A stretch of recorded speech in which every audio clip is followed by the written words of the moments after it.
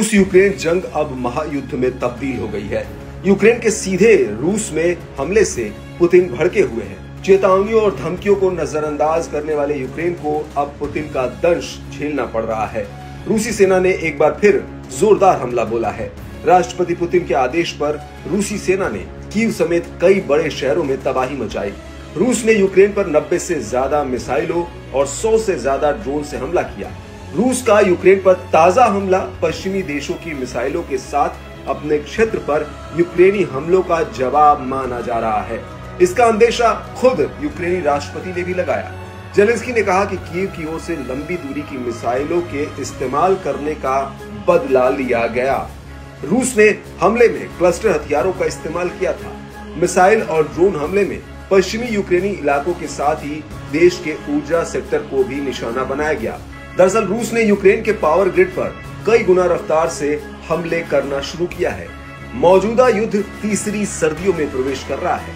ऐसे में रूसी सेना यूक्रेन के ऊर्जा सेक्टर को तबाह करने में जुटी है, जिससे आने वाली सर्दियों में यूक्रेन को खासी दिक्कतों का सामना करना पड़े।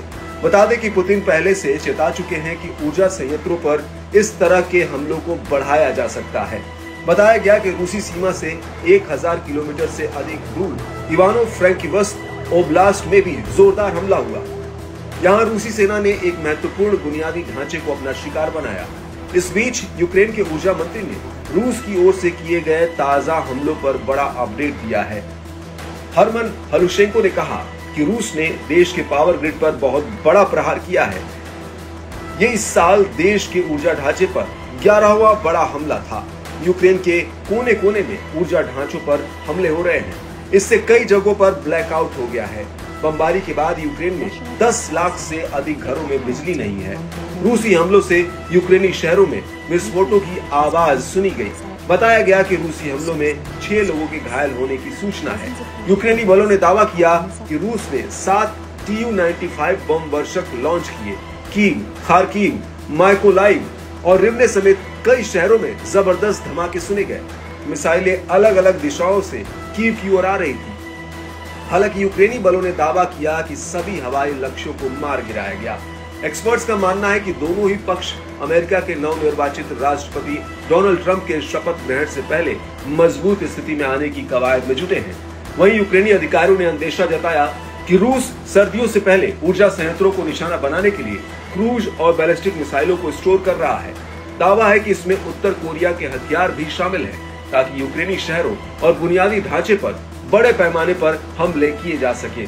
इस बीच पुतिन ने फिर धमकाते हुए कहा कि अगर यूक्रेन पश्चिमी देशों की मदद से परमाणु ताकत हासिल कर लेता है तो रूस यूक्रेन के खिलाफ सभी हथियारों का इस्तेमाल करेगा। साथ ही रूस कीव में निर्णय लेने वाले केंद्रों को निशाना बनाने के लिए अपनी नई ओरेस्निक हाइपरसोनिक मिसाइल तैनात कर सकता है। खास बात है कि रूस ने 33 महीने के युद्ध के दौरान यूक्रेन के सरकारी संस्थानों पर हमला करने से परहेज किया है। वहीं हालिया हमलों से बौखलाए जेलेंस्की ने पश्चिमी देशों के सामने चिंता जताई है। इससे पहले उन्होंने नेटो और पश्चिमी देशों से मदद की गुहार लगाई थी। वहीं रूसी हमलों पर अमेरिकी राष्ट्रपति जो बाइडेन की भी प्रतिक्रिया सामने आई है। बाइडेन ने यूक्रेन के खिलाफ रूस के रात भर के हवाई हमले को भयावह और अपमानजनक बताया है। साथ ही कहा कि यूक्रेनी लोगों के लिए मेरा संदेश साफ है, अमेरिका आपके साथ खड़ा है।